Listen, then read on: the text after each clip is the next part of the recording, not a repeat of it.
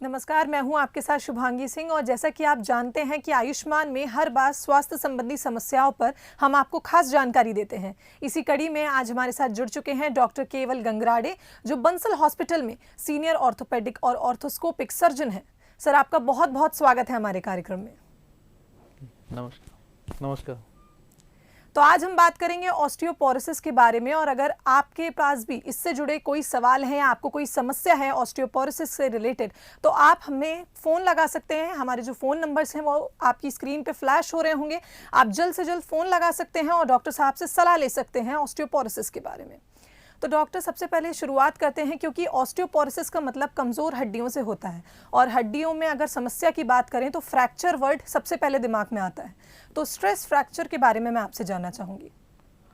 जी, stress fracture की बात करें तो कभी कभी हमारे शरीर की जो वेट बेयरिंग बोन्स रहती है, जैसे थाई बोन, शीन बोन, टिबिया कहते हैं जिसे, या फिर पंजे की बोन्स, इनमें कभी कभी ओवरलोडिंग या फिर रिपीटेड लोडिंग के कारण एक हेयरलाइन फ्रैक्चर हो जाता है, जिसके कारण पेशेंट को दर्द व सूजन आने लगता है। इसी कंडीशन को मेडिकल टर्म में जो हेयरलाइन फ्रैक्चर हो जाता है उसे मेडिकली हम स्ट्रेस फ्रैक्चर कहते हैं।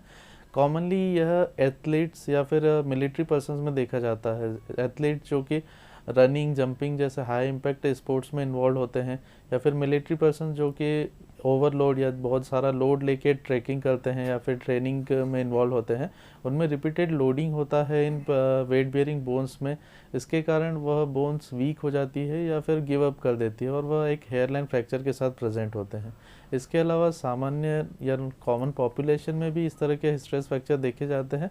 जो पेशेंट्स सीडेंट्री लाइफस्टाइल व्यतीत करते हैं या फिर सडनली सीडेंट्री लाइफस्टाइल से कुछ इंटेंस एक्सरसाइजेज स्टार्ट कर देते हैं विदाउट प्रॉपर ट्रेनिंग या फिर प्रॉपर गाइडेंस के, तो उन पेशेंट्स में इस तरह के स्ट्रेस फ्रैक्चर हो सकते हैं। और इसके अलावा मुख्य एक कारण है ऑस्टियोपोरोसिस, जिसमें हड्डियां काफ़ी कमज़ोर हो जाती हैं। इस तरह की कंडीशंस में स्ट्रेस फ्रैक्चर देखा जा सकता है। जी डॉक्टर, तो अगर स्ट्रेस फ्रैक्चर के बारे में बात करें तो इसके क्या लक्षण होते हैं और किन कारणों से ये होता है? जी, स्ट्रेस फ्रैक्चर जैसे इनिशियल स्टेजेस में जब काफ़ी माइनर सा हेयरलाइन फ्रैक्चर रहता है तो पेशेंट को हल्का सा एक दर्द बना रहता है, व साथ ही थोड़ी बहुत सूजन दिखाई देती है। बट यदि उसे इग्नोर करें या फिर यह कुछ समय तक चलता रहे या पेशेंट उस दर्द के साथ चलता रहता है, तो ओवर द टाइम यह दर्द काफ़ी हद तक बढ़ जाता है, सूजन भी काफ़ी हद तक बढ़ जाती है और अंततः पेशेंट की रूटीन लाइफस्टाइल अफेक्ट होने लगती है। उसे रूटीन चलने फिरने में या सीढ़ियाँ चढ़ने उतरने में परेशानी होने लगती है। इस तरह की समस्याएं दिखाई देने लगती है। और स्ट्रेस फ्रैक्चर का डायग्नोसिस इनिशियल स्टेजेस में काफ़ी डिफ़िकल्ट होता है, क्योंकि एज सच पेशेंट को कोई हिस्ट्री नहीं होती है कि उसे चोट लगी या फिर कोई गिर गया पेशेंट या फिर कोई बाइक एक्सीडेंट हुआ है। बट पेशेंट की एक कॉमन हिस्ट्री रहती है कि वह रिपीटेडली कोई स्पोर्ट्स में इन्वॉल्व है या फिर डांस प्रैक्टिस या फिर एरोबिक वगैरह या फिर ट्रैकिंग जैसे स्पोर्ट्स में इन्वॉल्व है। सो उस तरह की हिस्ट्री के द्वारा हम एक गाइडेंस पर या डायग्नोसिस पे पहुंचते हैं कि एक पॉसिबिलिटी ऑफ स्ट्रेस फ्रैक्चर हो सकता है।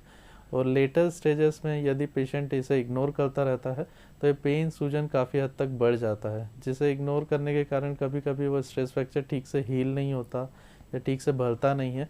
तो पेशेंट फाइनली काफ़ी दर्द से परेशान होने के बाद वह डॉक्टर से परामर्श लेते हैं। जी डॉक्टर, अगर बात करें, आपने बात करी एथलीट्स की, कि अगर एथलीट्स हैं या कोई स्पोर्ट्स पर्सन है तो स्ट्रेस फ्रैक्चर उनमें कॉमनली पाया जा सकता है, तो इससे बचाव कैसे किया जाए?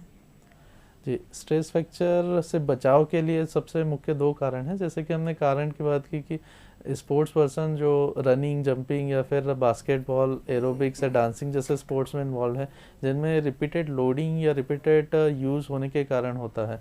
तो इसमें सबसे मुख्य जो अप्रोच है वह है slow changes in exercise pattern.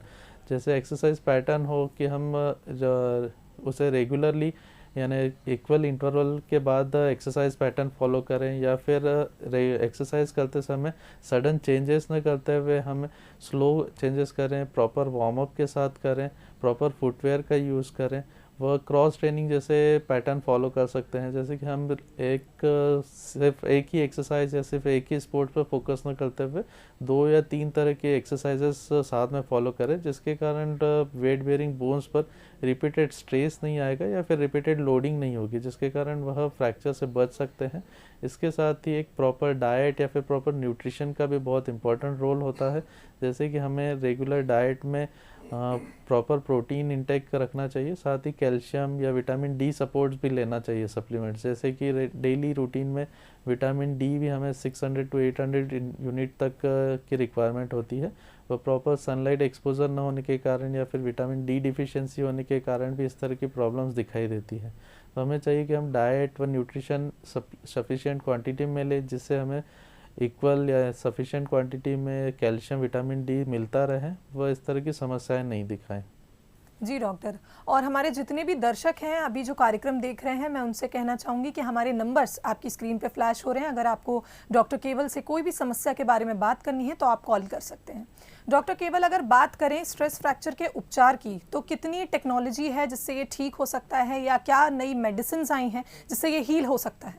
जी, यदि स्पेसिफिक जैसे हम पैथोलॉजी की बात करें तो जैसे बोन, हमारे शरीर में यूजुअली बोन रिमॉडलिंग चलता रहता है, यानी बोन बनना और बोन रिजॉर्व होना ये एक कांस्टेंट प्रोसेस है, वह इक्वल पेस पे यह चलता रहता है। बट कुछ पेशेंट्स जो डाइटरीली कैल्शियम विटामिन डिफिशिएंट है या जिनमें ओवरलोडिंग ओवर यूज़ हो रहा है, उस कंडीशन में यह मैकेनिज़्म जो है बोन रिजॉर्प्शन वो बोन बनने की, इसमें थोड़ा सा मिसमैच हो जाता है, जिसके कारण एक वीक एरिया बनने लगता है बोन में, वह उस एरिया में स्ट्रेस फ्रैक्चर हो जाता है।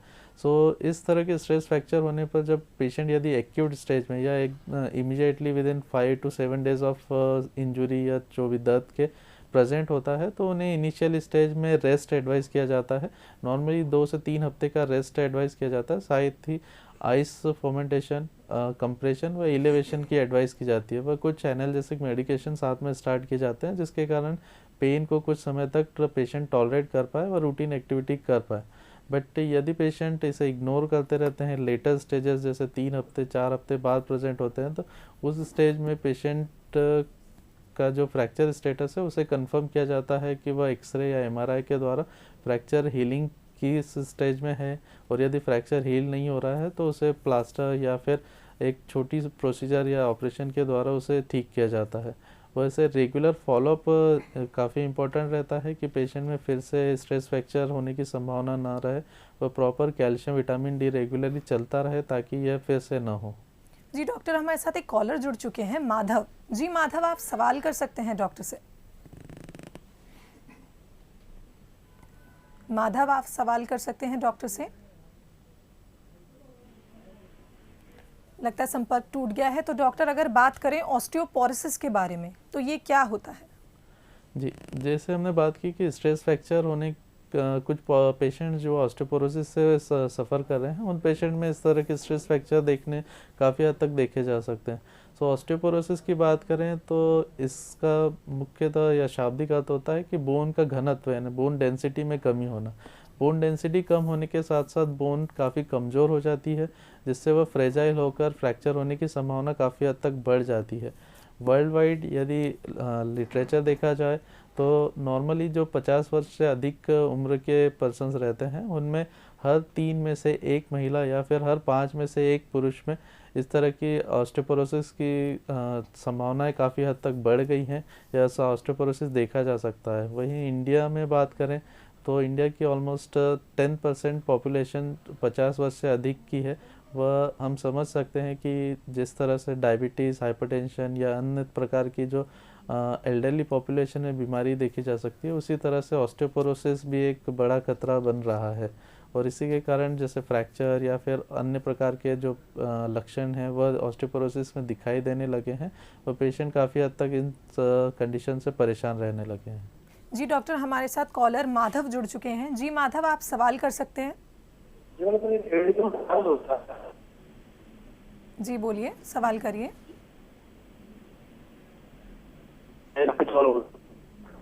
माधव, आप सवाल कर सकते हैं।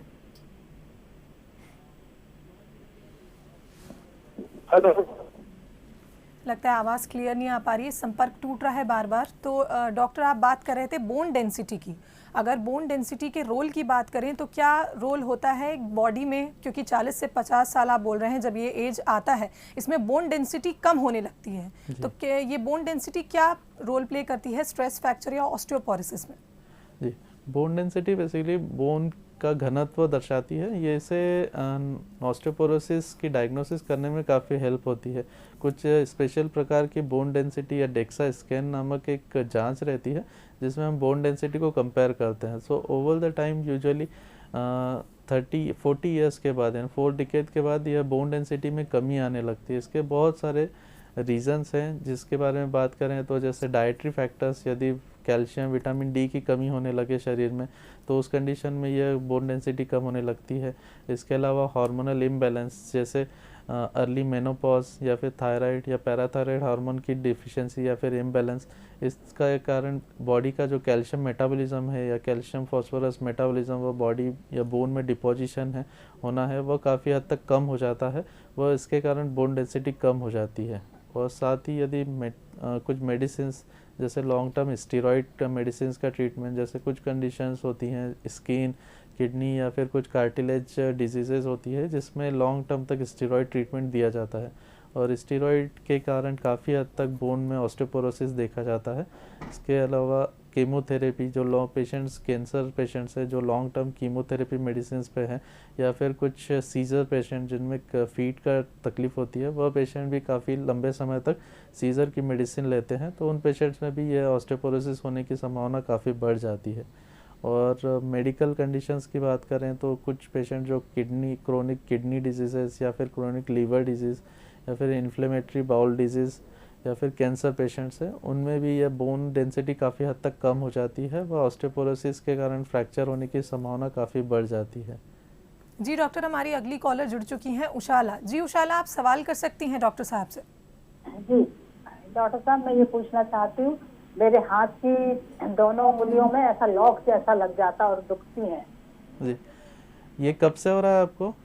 ये करीब 1 महीना शायद हो गया। 1 महीने से। आपको डायबिटीज या थायराइड की तकलीफ? थायराइड भी रहा, डायबिटीज तो है जी। तो नॉर्मली ये इस कंडीशन को ट्रिगर फिंगर कहते हैं हम। इसमें फिंगर जब बंद करते हैं, आप मुट्ठी बंद करते हैं तो खोलने में तकलीफ होती होगी ना आपको? एक जो उंगली दुखती है डॉक्टर साहब वो थोड़ी सी टाइट होती है, उसमें स्वेलिंग भी है। जी, तो इसमें अब तक आपने कुछ ट्रीटमेंट लिया है, कुछ दवाइयाँ लिया है? वो हमारे यहाँ के डॉक्टर थे, कैल्शियम की टैबलेट और विटामिन डी दिया है उन्होंने। नहीं, इस तरह की कंडीशन में नॉर्मली इंजेक्शन या फिर ऑपरेशन, ये 2 चीज़ें की जाती है। यदि इंजेक्शन इनिशियल स्टेजेस में या फिर यदि तकलीफ़ या गांठ जो बनती है जॉइंट में वह यदि ज़्यादा या इनिशियल स्टेज में हो तो इंजेक्शन लगाया जाता है, और यदि उसमें इंजेक्शन या गांठ की साइज़ काफ़ी ज़्यादा है या फिर लॉकिंग जो हो रहा है वो काफ़ी ज़्यादा है तो उस कंडीशन में सर्जरी एडवाइस की जाती है। तो मेरा परामर्श रहेगा कि आप कोई ऑर्थोपेडिक सर्जन से परामर्श लें तो वह आपको इंजेक्शन या फिर सर्जरी की रिक्वायरमेंट है उस तरह से गाइड कर पाएंगे। जी डॉक्टर, हमारे अगले कॉलर जुड़ चुकी हैं लक्ष्मी राजनांद गांव से। जी लक्ष्मी, आप सवाल कर सकती हैं। नमस्कार डॉक्टर साहब। नमस्कार, बोलिए। सर मेरी एज 50 की है जी। और मुझे चलते समय प्लेन जगह चलती हूँ तो कोई दिक्कत नहीं है, लेकिन जब सीढ़ी या चढ़ती उतरती हूँ तो बाएं पैर के घुटने में बीचों बीच में दर्द होता है। जी। ये अभी शुरुआत अभी हुई है या काफी टाइम हो चुका है आपको? हाँ, काफी तो नहीं सर, तब भी लगभग 1 साल हो गया होगा। कोई पुरानी चोट रही है आपको घुटनों में? नहीं सर, नहीं लगी। जी, जैसे कि आपने कहा कि घुटने के सेंटर में आपको ज़्यादा तकलीफ होती है तो इसका मतलब है कि जॉइंट या घुटने में कार्टिलेज होता है, कवरिंग होती है जॉइंट में। सो ओवर द टाइम वो कार्टिलेज घिसने के कारण ये अर्ली आर्थराइटिस आप कह सकते हैं कि शुरुआती स्टेज में आर्थराइटिस का। सो आप यदि इसके लिए कुछ प्रॉपर एक्सरसाइजेस और मेडिसिन स्टार्ट कर दें तो इससे काफ़ी हद तक इम्प्रूवमेंट हो जाएगा। जी लक्ष्मी जी, आशा करते हैं कि आपको आपके सवाल का जवाब मिल गया होगा। डॉक्टर, केवल अब आपसे जानना चाहूँगी कि ऑस्टियोपोरोसिस के लक्षण क्या होते हैं? जी, ऑस्टियोपोरोसिस कॉमनली हम आजकल यानी यंग पॉपुलेशन से 40-50 अराउंड में भी ऑस्टियोपोरोसिस के सिम्टम्स देखने लगे हैं। नॉर्मली पेशेंट्स को एक जनरलाइज बैक पेन या अपर बैक पेन बना रहता है, साथ में वीक थकान और फटीग एक थकान बनी रहती है, सुबह उठने पर मॉर्निंग में स्टिफनेस फील होती है। तो इस तरह के कुछ सिम्टम्स है जो यंग पॉपुलेशन में भी हम 40-50 के आसपास देखने लगे हैं। इसके अलावा कुछ पेशेंट्स हैं जो 60 प्लस या फिर 70 प्लस हैं, वो ऑस्टियोपोरोसिस के कारण होने वाले एक फ्रैजिलिटी फ्रैक्चर के साथ भी प्रेजेंट होते हैं। इस तरह के फ्रैक्चर सबसे कॉमन रीढ़ की हड्डियाँ या फिर हिप बोन या फिर थाई बोन और उसके अलावा कलाई जैसे कॉमन जॉइंट्स हैं जहाँ पर ये इस तरह के ऑस्टियोपोरोसिस फ्रैक्चर सबसे कॉमनली देखे जाते हैं। और इस तरह के फ्रैक्चर होने के कारण कई तरह के कॉम्प्लिकेशन फेस की जाती है यदि इसका प्रॉपरली इलाज ना हो। जैसे कि यदि रीढ़ की हड्डी का फ्रैक्चर हम मिस कर देते हैं या फिर उसे लॉन्ग टर्म तक निगलेक्ट करते हैं तो पेशेंट उसके कारण एक पोस्चर झुकने लगता है, पेशेंट सामने की तरफ झुकने लगता है, वो स्ट्रेट खड़ा होने में या फिर चलने में तकलीफ़ आने लगती है। साथ ही उसके कारण कभी कभी न्यूरोलॉजिकल या पैरों में कमजोरी आना या फिर दूसरी तरह की समस्याएं जैसे बेड सोर वगैरह की प्रॉब्लम होने लगती है। और हिप फ्रैक्चर की यदि बात करें तो यदि हिप फ्रैक्चर में नॉर्मली हम एग्रेसिवली ट्रीट करना पसंद यानी प्रीफर करते हैं, क्योंकि इस तरह का यदि हिप फ्रैक्चर के साथ पेशेंट काफ़ी हद तक बेड रिडन रहता है क्योंकि उसकी मोबिलिटी पूरी तरह से चली जाती है। बेड रिडन रहने के कारण उसे सेकेंडरी कॉम्प्लिकेशन जैसे चेस्ट कॉम्प्लिकेशन, लंग कॉम्प्लिकेशन या फिर बेड सोर जैसी समस्या दिखाई देने लगती है। तो इस तरह के कई कॉम्प्लिकेशंस हैं यदि फ्रैक्चर मिस किया जाए या प्रॉपर्ली ट्रीट ना हो। तो इसीलिए यदि पेशेंट या उनके रिलेटिव को इस तरह की समस्याएं दिखाई दे तो उन्हें अर्ली परामर्श लेना चाहिए ताकि प्रॉपर डायग्नोसिस व ट्रीटमेंट स्टार्ट किया जा सके। जी डॉक्टर, हमारे अगले कॉलर जुड़ चुके हैं शैतान सिंह जी। शैतान सिंह जी, आप सवाल कर सकते हैं। जी जी सर, नमस्ते। नमस्कार, बोलिए। मेरे एक लेफ्ट पैर वाली नस दर्द करती थी ऊपर से नीचे तक जी। तो मैंने भोपाल में डॉक्टर साहब को दिखाया जी। मलिक साहब को, सुनील मलिक जी। हम्म। तो उन्होंने MRI कराई नहीं जी।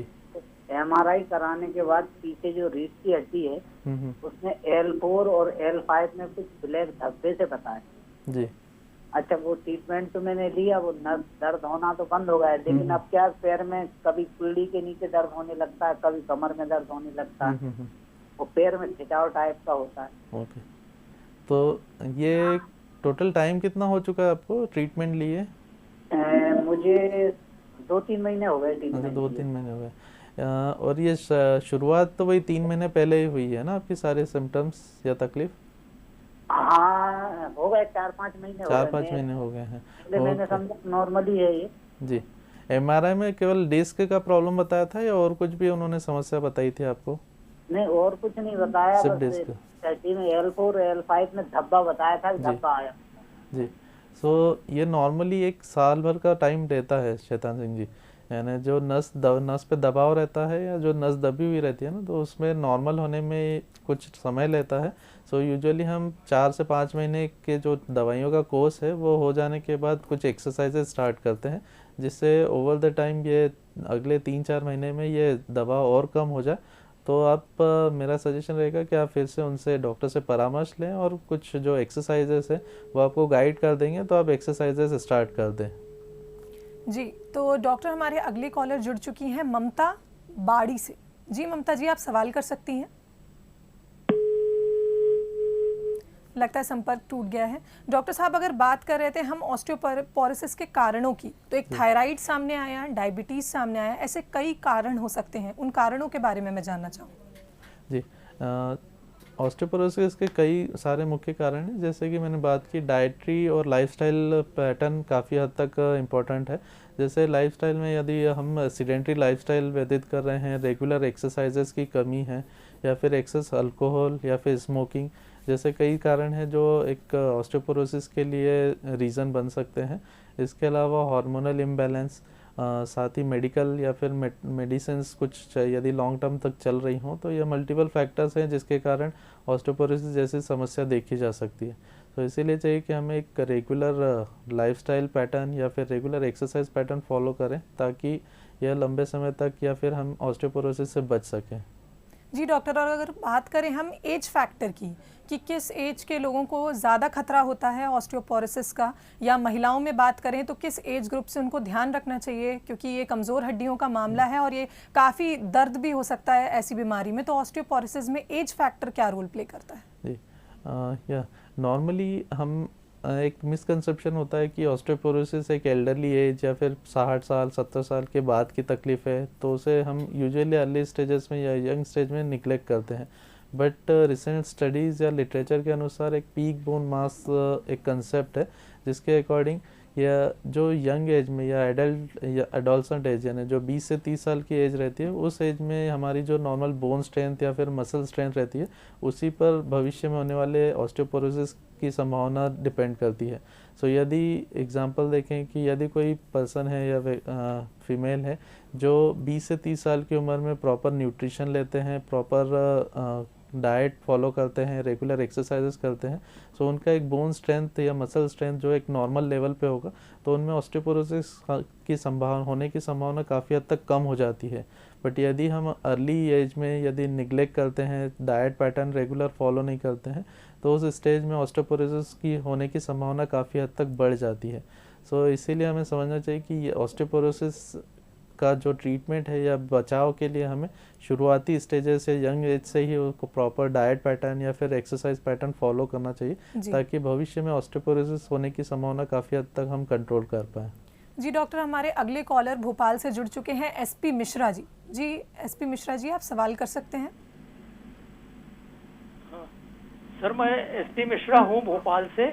जी बोलिए। हाँ सर, मुझे वर्टिगो और सर्वाइकल स्पॉन्डिलाइटिस इसकी प्रॉब्लम थी और चक्कर आने की प्रॉब्लम थी जी। तो मैंने सुनील पंडित का इलाज कराया और दिव्या ईएनटी में भी दिखाया था सर, लेकिन वो ठीक नहीं हुआ और मुझे दोनों हाथों में दर्द होता है और ये राइट हैंड साइड का जो शोल्डर है, शोल्डर में माने एक जल वो होता है, झंझनाहट झंझनाहट होती है और गले तक कान के नीचे तक जाती है और वहाँ जलन करती है और ऐसा लगता है जैसे कोई पकड़ करके पुश कर रहा हो। और फिर कंधे में आती है जाती है और कभी भी हो जाता है सर। इसका मैंने बहुत ट्रीटमेंट कराया, सुनील पंडित को भी दिखाया और दूसरे डॉक्टरों को भी दिखाया, लेकिन ठीक नहीं हुआ सर। तो ये आपको कितना समय हो चुका है ये सर मुझे हो गए 6-7 महीने सर। 6-7 महीने से ये जो आप तकलीफ बोल रहे हैं, तो झुंझुनाहट जो है वो कंधे के अलावा जैसे हाथ की उंगलियों में या फिर हाथों में भी आती है झुंझुनाहट, या केवल कंधे में फील होता है आपको? नहीं सर, हाथों में नहीं आती है।